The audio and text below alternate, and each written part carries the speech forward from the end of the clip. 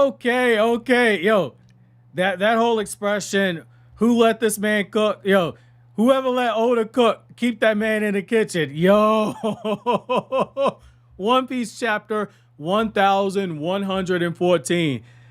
Joy Boy was the first pirate, but also anybody listening, and like I like how Oda previously kind of shown that like people listening, a lot of them were from areas that Luffy had previously gone to. When he starts describing, yeah, Joy Boy, that boy, he was the sun god Nika, he could stretch and contract. There are people going, wait a second, especially ones that Luffy whooped their ass. They're going, wait a second.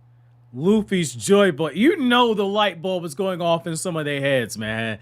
I like this. Oh, I like this. I like where Oda's taking this, man. He's really going to do it. Man. This just raised the stakes for Egghead, fam. This just raised the stakes for Egghead. This reaction is going to be a good one because I don't know. Maybe I'm going to be completely off the boat, but it kind of feels like where Oda's gonna take this is he's gonna have Vegapunk spill the tea, and then like our next arc is gonna be looking at the falling out of it. Like, even if he doesn't go any further, he's caused the upheaval. He's caused the upheaval. Not only is he saying the world is about to be completely underwater, he's also outright saying, yes, I read the poneglyphs. I have no problem saying that I did that. I followed the research that the people from Ohara did. And you know what? I don't regret it at all. Let me tell you everything that I've learned. This is good because that's always been one of my biggest questions. Was like, what happened during the void period? Like, give me the whole story. Because for the world government to want to go that far, where they wipe out Nico Robin's entire people, man, woman, and child, and they hunt down Nico Robin because she possessed the capability to read the poneglyphs. That in of itself was enough for me to go, they hide in something huge. And like we got a little bit, like when we found out like, okay, the world government is definitely corrupt. We already knew it, but like when you find out what happened with Vivi's ancestor, and you find out Emu and etc., you knew that like Oda was building towards a big conspiracy, a big scandal. But man, now that we're finally getting information to really sink our teeth into, I'm so excited to see where Oda's taking this moving forward. So we open up this chapter, right? And you have everybody freaking out. Akainu, he's smoking. I hope he chokes on the cigarette smoke, or cigar smoke, but Akainu is, looking and monitoring the situation. Yeah, people at Navy HQ, they're like, man, what is he talking about? The sea is gonna swallow up the entire world. And there are people that are going in other areas like, oh, he's funny. He's got jokes. He's dying or he's dead. And so he decided before he died, I'm just gonna troll the entire world. He wants to throw the entire world into chaos. And it should be worth noting, there are people like that. There are people who have a twisted sense of humor. God knows I'm one of them. But there are people that will purposely make fun of something or stir the waters just for their own enjoyment. And so for a moment, you can understand where these people are coming from. They're like, okay, we're just going to disregard this. The guy's got jokes. But then right after that happens, the people at Water 7, people who know a thing or two about flooding, they go, look, like, we've experienced enough. We know. And I like how Oda just threw that in there, where if you ever had any moment to doubt what Vegapunk's saying, he's reminding you, go back to Water 7, which also Water 7 and Annie's Lobby, those are arcs that, they're very Nico Robin focused. But those are arcs that dealt with, hey, the rising tide, gotta watch out for it. So I like how Oda just plants that in you, and it makes you kind of, again, want to go back and say, let me reread the story, because these signs and these concepts, they were always there. And I like how, and this made me laugh my fucking ass off, Doflamingo is in Impel Down, and the dude is laughing. Like, The first image we see is this dude laughing, and when I tell you I laughed my ass off when I got here. I'm like, this is the most unserious dude ever. He's listening to the fact that, like, hey, you know, I'm in a prison. There's sea stone. I can't use any of my powers. If the world floods, I'm as good as dead. And his reaction is to laugh. And that's two things. Number one is obviously because he's a troll, but then the other thing it makes you kind of realize is that, like, in a situation like that, you know, you really have three options. You either take him seriously, you doubt it because you don't want to believe it, or you just laugh about it because you realize this entire situation is so screwed up, so entirely fucked up, that you can't really do anything about it. The only thing you can do is laugh. Laughing can be a natural response to messed up situations. So I like how, in very, very deliberate fashion, Oda, in the span of one page, and what was that? 1, 3, 5 panels, is able to take you through the three reactions that people have to something like this. The first reaction that you have is the doubting, and so you laugh because you don't, or not laugh, but laugh because you don't want to believe it, which is what's happening to all the people looking at the transponder message. And then the people at Water 7, they have the grim acceptance because they know, yeah, he's telling the truth. And then you have Doflamingo, who is laughing because he knows this is true and we can't do shit about it. I like that right there. Like, shock is what you would say is the predominant reaction, but I like how this right here, I feel, is the most human response. The way Oda writes characters is very humanistic. I like that. Like, it's not, you know, something that over relies on melodrama and etc. like other series. Oda was very intentional with how he's done a lot of his characters. But what I like here is that Doflamingo builds on this because he says, like, this is rich, dude. So if the seawater floods down into Impel Down, like, aren't you supposed to take care of us? The way that he's hopping on Magellan's ass right now, this reminds me of, if you go back to like 2009 era, 2009, 2010 era, back when 50 Cent and Rick Ross are beefing, and 50 was doing these Officer Ricky skits. He was jumping on Officer Ricky and basically saying, like, you know, you're a cop, Rick. You know, nobody wants to talk to the cops, Rick.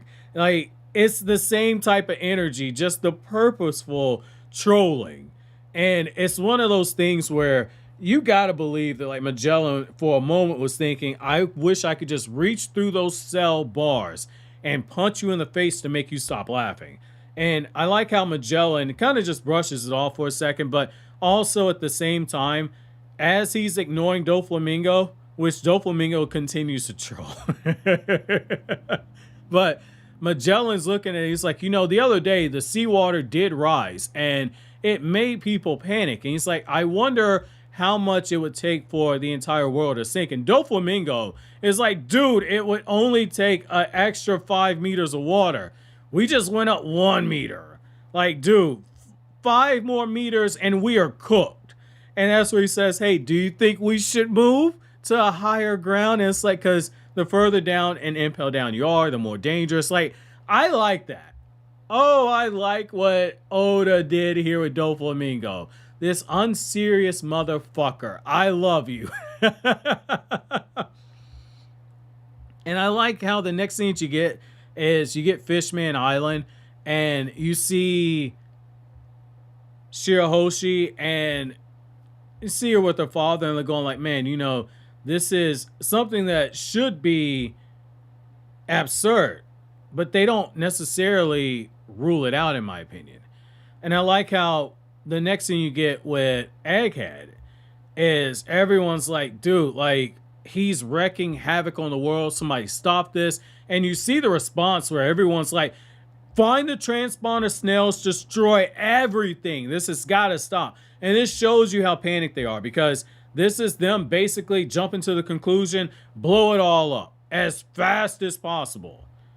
We can't let anything else get back. And so Vegapunk is like, look, you know, assuming I'm right, assuming that all my research, and that's like such a humble brag because he's known as the world's greatest scientist. So this is that one guy where if he existed in our world, if he said like this is concrete proof that global warming is not a hoax, everyone would know, okay, this guy knows his shit. We might need to listen to him. In the One Piece world, he gives that information. And I don't know, like, Oda's done some political stuff. So I don't know if that's Oda weighing in on the global warming thing. That's neither here nor there. But I say that to say the various responses that we're getting where it's mixed, it's a very human reaction of what would happen in our own world if we had our version of Dr. Vegapunk that said something like that. And so he has a humble brag where he's like, obviously, I'm the smartest guy. He doesn't say that part, but he says it without saying it. And he's like, assuming my sensors are functioning correctly, then in the days after I recorded this message, there would have been an earthquake that shook the entire planet. And again, that's a humble brag because it's like going into a casino, knowing that you're a billionaire, going, yeah, I wonder, maybe I can afford to, I don't know, buy out the bar, or maybe I can afford to lose a few $1,000s on a slot machine. Like, this is one of those things where that's just straight up flexing. Like, it's humble flexing. And so I like that. And as soon as he says that, people go, wait a second. The world did have an earthquake. And so now he's got any skeptical people back going, let me listen to this, because it's the survival aspect kicking into gear. And some people going, wait a second, I thought he was already dead, so how could he have pre-recorded this? And so people are asking questions, but the fact that he's saying something that is factually true, that everyone has experienced, and he's shedding light on it, he's saying this is what happened, and this is why it happened. The survival aspect in humanity is going to force everyone to be keyed in. And the way that he says this is why it happened, he says that that earthquake was not a natural phenomenon. And once that happens, again, the elders, they are pissed. They're going full scorched earth. The Straw Hats, they feel the complete ire of this. You see Nico Robin, she's trying to do her thing to fight back. You see that the Mother Flame is in the background, and Vegapunk says that, hey, my first sin was I dreamt of a source of endless energy. And that's something, I feel like Oda's talking about us now too. But he says that's a source of endless energy. And that's something that people, they're constantly looking in our world for renewable energies to get off of fossil fuels. And even in series like Fire Force, they played with a similar concept, a eternal flame that can power everything that gets misused. And so I like how Oda's dabbling in this too. And he says that, like, I want to push the world forward with the Mother Flame, but I flew too close to the sun. And I like that Oda's just reminding us that even the best intentions, when it comes to science, they can get misused, because that's just human nature. We are going to pervert things, even if we don't intentionally mean to do so, but due to human nature, there's a dark side to all of us where we can say it's unintentional, but it's every bit as intentional as you would think it is. And I like how Vegapunk just takes a step further and says, let me explain what this is. Let me explain how we got here. And as this is going on, you see Dory and Brogy, they're running for their lives, but Luffy won all the smoke. He's like, look, I'm not going to run from a fight. I'm fighting, bitch. Luffy's in Gear 5. Luffy is throwing down. And as this is happening, and I like that as he does this, Vegapunk is talking to us about the Void Century, and he is doing something very bold, because in that same span while he's doing this, Luffy's in Gear 5 and he's talking about Joy Boy, and so the dots are going to connect, especially if there's anybody around that can see Luffy fighting. They're going to have to blow up Egghead. They can't have any witnesses to this. But see, Vegapunk says that from 900 years ago to 800 years ago, we had the Void Century, a complete blank era. and the celestial dragons are losing it. They're going like, dude, like, you got to stop him. We call it a void century because everything that was associated with that time period, it is lost in history. Nobody's supposed to talk about that. They're saying like execution's too good for him. We're going to desecrate his body. We're going to mutilate his corpse. And what I like about that is that he says that the only way to find out what happened in that void century is to put all the poneglyphs that are scattered across the world together so that you can read them. So you have to get the messages that are inscribed on all of them. And I like how, as he's telling you the real truth, you see the truth that the world government has given being contrasted, where the little girl's got the book and she's like, doesn't he know that there were 20 kings that got together and established the world? And so I like how you're seeing truth versus a fabricated rendition of the truth being put on contrast. There's so many different layers to what Oda's managed to do with this chapter, but I like how as this happens, that's where Vegapunk says the world government has made it the highest crime ever to talk about and to even know what is written on those poneglyphs. And so that was my second sin, which 1, 2, obviously 3. What is the third sin going to be? But as this is happening, he reveals when the people of Ohara started to decipher what happened, they were wiped out. Well, guess what? I don't regret none of this. I've continued their work. And that's where he tells the story. The story of Joy Boy. He's beginning to tell and says that I only know so much. It's an incomplete version of the void 100-year history, but I'm going to allow you to fill in the blanks because I don't know everything. So I'm not going to speculate. I'm only going to tell you exactly what I know. But the fact that we hear that Joy Boy was spoken of in Elbaf legends. He had a body that stretched and contracted. As Luffy is defending the giants, it does kind of feel like, okay, we are going to be segueing to Elbaf now. That's going to happen. And the fact that he's the first man on the sea to be called a pirate, it's one of those things where you kind of look at it and you go, okay, Luffy is destined. This was Luffy's destiny. Everything has aligned. Like, and you know, I'm glad Oda didn't go the reincarnation angle. Like, that was something I was worried about. Like when Kaido, quote, killed Luffy and then all of a sudden Luffy returned as Joy Boy. I thought like, oh man, like, is this reincarnation thing? I'm glad that wasn't the case. It was really like what happened with the devil fruit, that the gum fruit was really the human fruit, model Nika. But what I like about this is that Oda's just coming completely full circle, and he's mapping everything out in a way where Luffy, being the son of a revolutionary, it's just poetic symbolism. And normally when I read series like this, especially shonen, battle shonen in particular, normally when you get imagery like that, you kind of look at it and you go, that's accidental brilliance. There's no way that the person thought of this and said, ooh, this is brilliant imagery here, I'm going to use this. But kind of like I do when I talk about Naruto on my Naruto Explained channel, I point out the fact that when something happens once, that's by accident. When it happens repeatedly and consistently, and you see that it's well thought out, it stops being accidental brilliance and it becomes, no, this is generational brilliance. And I feel like that's what we have to say here with the way that Oda's handling Luffy's character. And it's going to be a hot take because of how Luffy's portrayed, you know, easygoing and etc.